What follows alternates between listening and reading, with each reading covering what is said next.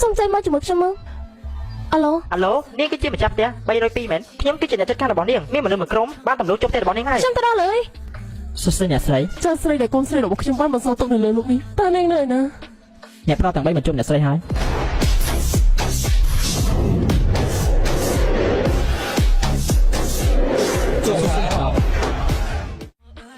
លោកយាយត្រឡប់មកវិញហើយដំណឹងបាត់ខ្លួនរបស់អូនស្រីឯងមិនទាន់ទទួលបានទៀតលោកយាយពួកយើងបានតាក់ទងទៅប្រព័ន្ធផ្សព្វផ្សាយទាំងអស់ឲ្យប្រកាសដំណឹងស្វែងរកនាងពួកយើងមានតែរថរបស់នាងពេលដែលនាងនៅពីថ្មីទៅប៉ុណ្ណោះដូច្នេះពួកយើងត្រូវការពេលវេលាដើម្បីស្វែងរកនាងលោកយាយកុំបារម្ភទោះបីជាផែនដីនេះធំប៉ុណ្ណាក៏ពួកយើងនឹងរកនាងឲ្យឃើញដែរនាងគឺជានរណាតើនាងគឺជានរណាគេលោកប្តីបងស្រីរបស់បងពួកឯងហ៊ានទម្លុះសោកផ្ទះរបស់ខ្ញុំផងបងនៅហ៊ាននិយាយទៀតប្រសិនបើបងប្រកល់សោកផ្ទះខ្ញុំក៏មិនទម្លុះសោកផ្ទះរបស់បងដែរថ្លៃទម្លុះសោកផ្ទះរបស់បងអស់500ចង់ឲ្យខ្ញុំឲ្យលុយឯង500ឯងទៅមន្ទីរពេទ្យពិនិត្យខួរក្បាលឯងសិនទៅបងនៅមាត់រឹងទៀតតាំងពីតូចដល់ធំលោកប៉ាអ្នកម៉ាក់ស្រឡាញ់ខ្ញុំជាងបងលោកប្តីផលិតផលថែរក្សាសម្រស់របស់បងស្រីគឺសិតតែជាផលិតផលប្រែនទាំងអស់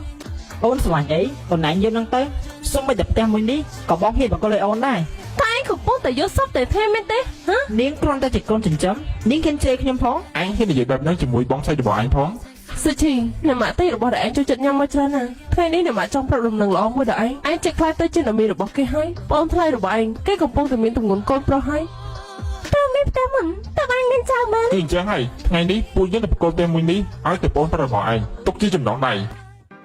ខ្ញុំមួយខែខំធ្វើការសន្សំលុយជាង5000ភ្នាក់ឲ្យអ្នកម៉ាក់ហើយអ្នកម៉ាក់យកទៅឲ្យគេចាយខ្ញុំគឺជាបងស្រីរបស់គេមិនមែនជាម៉ែរបស់គេទេបើឯងចង់មកផ្ទះណាឯងទៅដល់ខ្លួនឯងទៅឯងគឺជាកូនដែលអកតញ្ញូណាចង់ធ្វើឲ្យគ្រួសាររបស់ខ្ញុំបែកបាក់គ្នាមែនទេអ្នកម៉ាក់អីក៏ស្រឡាញ់គេម្លេះគេជាកូនប្រុសអ្នកម៉ាក់ចុះខ្ញុំមិនមែនជាកូនអ្នកម៉ាក់ទេឬតើបងប្រៀបធៀបជាមួយខ្ញុំបានដែរខ្ញុំគឺជាកូនប្រុសបង្កើតរបស់ពួកគាត់តែឯងមានន័យថាយ៉ាងម៉េចយើងប្រាប់ឯងតាមត្រង់ទៅពួកយើងយកឯងមកចិញ្ចឹមបែកបាច់ឲ្យធំគឺដើម្បីឯងធំឡើងជួយកូនប្រុសរបស់ខ្ញុំឯងត្រូវតែប្រកបផ្ទះមួយនេះទៅឲ្យបងប្រុសរបស់ឯងគឺចាត់ទុកថាឯងសងគុណខ្ញុំហើយដែលខំចិញ្ចឹមបែកបាច់ឯងឡូត្រោប្លង់ដៃឲ្យខ្ញុំមែនថ្ងៃនេះគឺខ្ញុំសូមនិយាយច្បាស់អ្នកទាំងអស់គ្នាប្រៀបដូចជាអញមួយដុំដែលខ្ញុំដេញចេញពីផ្ទះរបស់ខ្ញុំអញ្ចឹងឆាប់ចេញពីផ្ទះរបស់ខ្ញុំទៅល្អអត់តើគឺឯងមកខំអ្នកម៉ាក់នោះទេអ្នកម៉ាក់ឥឡូវនេះនឹងបង្ហោះវីដេអូឯងនៅលើអ៊ីនធឺណិតអ្នកទាំងអស់គ្នាមើលទៅមើលនាងគឺជាកូនស្រីរបស់ខ្ញុំទៅខ្ញុំខំចិញ្ចឹមបែកបាច់នាងយ៉ាងលំបាកឥឡូវនេះនាងមានលុយហើយបែរជារំលងគុណខ្ញុំទៅវិញទំនាក់ទំនងជាមួយគ្រួសាររបស់អ្នកម៉ាក់គ្រួសាររបស់អ្នកក៏មកចិញ្ចួចឈាមរបស់ខ្ញុំទៀតអីឆាប់ចេញពីផ្ទះរបស់ខ្ញុំទៅនេះឯងហ៊ានវាយពួកខ្ញុំផងម៉ាក់តើគិតយ៉ាងម៉េចទៅអ្នកម៉ាក់បានបង្ហោះវីដេអូនេះនៅលើអ៊ីនធឺណិតរួចហើយស្រីកញ្ជូម្នាក់នេះនឹងល្បីត្រូវគេជេរប្រមាថនាងពិតជាអកតញ្ញូណាឆាប់ចេញពីផ្ទះរបស់ខ្ញុំទៅអកតញ្ញូនេះនាងធ្វើអញ្ចឹងបានទៀតលោកយាយមើលមកគ្រួសាររបស់អ្នកក៏មកចិញ្ចួចឈាមរបស់ខ្ញុំទៀតអីឆាប់ចេញពីផ្ទះរបស់ខ្ញុំទៅនាងមានរូបរាងដូចជាកូនស្រីរបស់លោកយាយណានាងប្រកាសជាចៅស្រីរបស់លោកយាយហើយលេខាជូរៀបចំឡានជូនខ្ញុំជូនដំណឹងទៅប្អូនទី2ប្អូនទី3ឲ្យពួកគេទៅទទួលប្អូនស្រីជាមួយខ្ញុំពន្យាកិច្ចប្រជុំសិនខ្ញុំមានការរវល់អាឡូសន្និសិទកសានថ្ងៃនេះលុបចោលសិន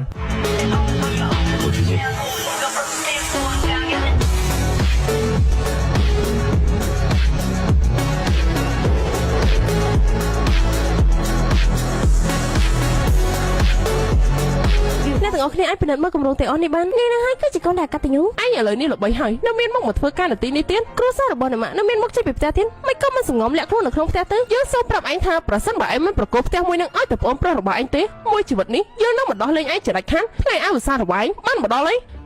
គឺជាថ្ងៃអវសានរបស់អ្នកស្រីទៅត្រូវខាត់ពួកគេឲ្យជាប់គុំកម្រើកទីបំផុតពួកយើងរកឃើញអញហើយឆាប់លេងខ្ញុំតើពួកលោកគឺជានរណាគេពួកគេគឺជាអគ្គនាយកទាំង3របស់ក្រុមហ៊ុនជាងជឺគ្រុបក្រុមហ៊ុនជាងជឺគ្រុបជាអ្នកមាននឹងច្រឡំទេអីពួកយើងមិនដែលបង្ករឿងជាមួយនឹងគ្រួសារអ្នកមានទេអ្នកមិនអាចនោះទេបងស្រីមានបញ្ហាជាមួយពួកគេព្រះជាម្ចាស់អើយនាងហើយនឹងគ្រួសាររបស់ខ្ញុំគឺផ្ដាច់ទំនាក់ទំនងជាមួយគ្នាហើយរឿងទាំងអស់នេះគឺគ្មានអីតាក់ទងជាមួយនឹងពួកយើងទេគ្មានអ្វីតាក់ទងនឹងពួកយើងទេដើមឡើយគ្រួសាររបស់អ្នកស្រីគឺគ្មានជាប់សាច់ឈាមជាមួយនាងទេដោយសារតែនាងគឺជាកូនស្រីអ្នកមាននៃគ្រួសារជាងគុំដោយសារតែអ្នកស្រីបង្ហោះវីដេអូនៅលើអ៊ីនធឺណិតទេបងប្រុសរបស់ខ្ញុំក៏មិនអាចរកសាជីលឿនដល់ប៉ុណ្ណឹងដែរពួកយើងគួរតែអរគុណអ្នកស្រីទៅត្រូវតាមពិតទៅគឺពួកគេអរគុណយើងតើគ្រាន់តែទិញផ្ទះឲ្យកូនប្រុសរបស់ខ្ញុំទៅគឺបានហើយត្រូវទិញអា2000ហិកតាហើយមានរបងដែរជុំវិញដូចជាគួរសមពេកហើយមន្ទីរឃុំឃាំងពួកយើងតបទៅផ្ទះវិញចៅស្រីរបស់លោកយាយណែនាំពួកគេទៅ3នាក់ឯងស្គាល់ខ្ញុំស្គាល់ មកប្រុសទី1លេតុងមកប្រុសទី2ចៅធំនិងមកប្រុសទី3លាវហាឈៀនសិតតែជាកិត្តិយសធំខ្ញុំឧស្សាហ៍ឃើញពួកគាត់នៅលើទូរទស្សន៍ណាអូមែនហើយហេតុអីបានជាពួកគាត់ទាំង3មានត្រកូលមកដូចគ្នាអញ្ចឹងពួកគេទាំង3នាក់គឺលោកយាយរើសយកមកចិញ្ចឹមនោះទេប្រសិនបើឯងស្រឡាញ់អ្នកណាម្នាក់រើសមួយយកទៅធ្វើជាប្តីរបស់ឯងទៅ